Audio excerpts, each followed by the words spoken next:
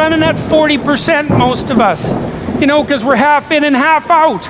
And it's not surprising, because life is difficult. It's like, well, what if you were 90% in, or 95% in, or all in, because you're all in anyways, right? It's a life and death game. No one gets out of this. Everyone dies. You might as well commit yourself. Well, people don't do that. They don't sit down and think, all right, you know, let's figure it out. You've got a life. It's hard, obviously. It's like 3 years from now, you can have what you need. You got to be careful about it. You can't have everything. You can have what would be good for you, but you have to figure out what it is, and then you have to aim at it. Well, my experience with people has been is if they figure out what it is that would be good for them, and then they aim at it, then they get it. And it's strange because they don't it's a strange thing. It's not quite that simple because, you know, you may formulate an idea about what would be good for you, and then you take 10 steps towards that, and you find out that your formulation was a bit off, and so you have to reformulate your goal. You know, so you're kind of going like this as you move towards the goal. But a huge part of the reason that people fail is because they don't ever set up the criteria for success. And so, since success is a very narrow line and very unlikely, the probability that you're going to stumble on it randomly is 0. And so there's a proposition here, and the proposition is, if you actually want something, you can have it. Now the question then would be, well, what do you mean by actually want? And the answer is that you reorient your life in every possible way to make the probability that that will occur as certain as possible. And that's a sacrificial idea, right? It's like, you don't get everything. Obviously. But maybe you can have what you need. And maybe all you have to do to get it is ask.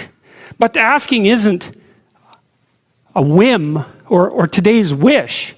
It's like, you have to be deadly serious about it. You have to think, okay, like I'm taking stock of myself. And if I was going to live properly in the world and I was going to set myself up such that being would justify itself in my estimation, and I don't mean as a harsh judge, exactly what is it that I would aim at? And often people won't specify their goals too because they don't like to specify conditions for failure. So if you keep yourself all vague and foggy, which is real easy because that's just a matter of not doing as well, then you don't know when you fail. And people might say, well, I really don't want to know when I fail because that's painful. So I'll keep myself blind about when I fail. That's fine, except you'll fail all the time then. You just won't know it until you've failed so badly that you're done. And that can easily happen by the time you're 40. So I would recommend that you don't let that happen. So that's willful blindness, right? You could have known, but you chose not to. Okay, so once you get your goal structure set up, you think, okay, if I could have this life, it looks like that might be worth living, despite the fact that it's going to be, you know, anxiety provoking and threatening, and there's going to be some suffering and loss involved and all of that, obviously. The goal is to have a vision for your life such that, all things considered, that justifies your effort. Okay, so then what do? Well, then you turn down to the micro routines. It's like, okay, well, this is what I'm aiming for. How does that instantiate itself day to day, week to week, month to month? And that's where something like a schedule can be unbelievably useful. Google Calendar. It's like, make a damn schedule and stick to it. Okay, so what's the rule with a schedule? It's not a bloody prison.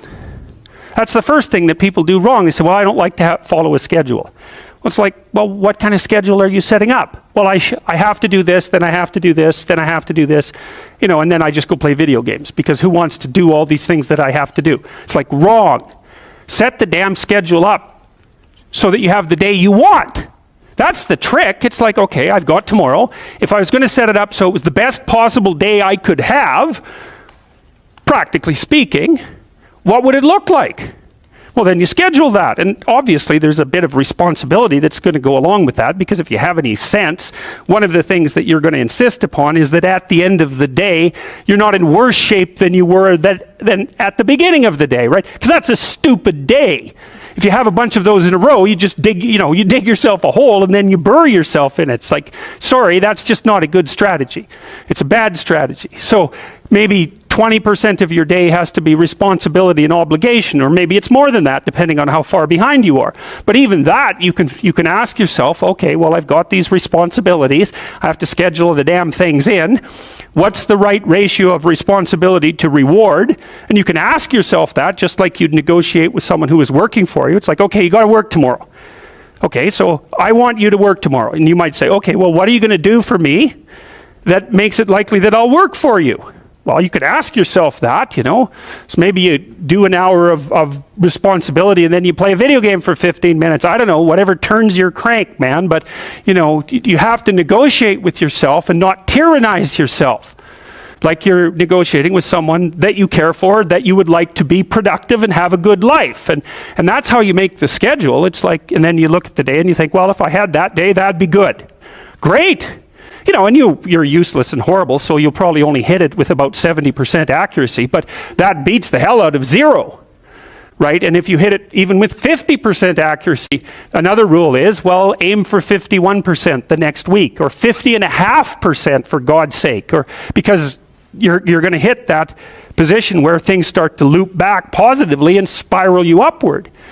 That's rule 1, right? To stand up straight with your shoulders back, is to take on the onslaught and to enter the contentious ring and to do more than your best, because your best isn't enough, because your best isn't as good as you could be. You have to push yourself past that, and that's, as far as I can tell, where you find what you need in life. You find the meaning that sustains you in life, and you find the patterns of action that redeem the world, both at the same time. I mean, life is a very difficult business. It's fatal, and it's full of suffering, and it's full of betrayal and malevolence. There's nothing about it that's trivial. It's all profound. And in order to find your way through all of that capacity for hellish experience, let's say, you need to develop a relationship with something that's profound. And you have that capacity. And so, what's the decision that you make? You decide to believe. It's a risk, an existential risk. It's an act of faith. You believe that the truth can set you free. You believe that people have an intrinsic divinity about their soul. You decide that you're going to live in that manner, and that you're going to let everything about yourself that isn't worthy of that goal die. And that might be almost everything that you are. And that's a terrible thing to contemplate. The only thing that's worse, I would say, is the alternative. Because the alternative is the sorts of hells that we managed to produce around us, and that we produced with particular expertise during the totalitarian regimes of the 20th century. And it would be a good thing if we decided collectively and individually not to go back there again. Thank you.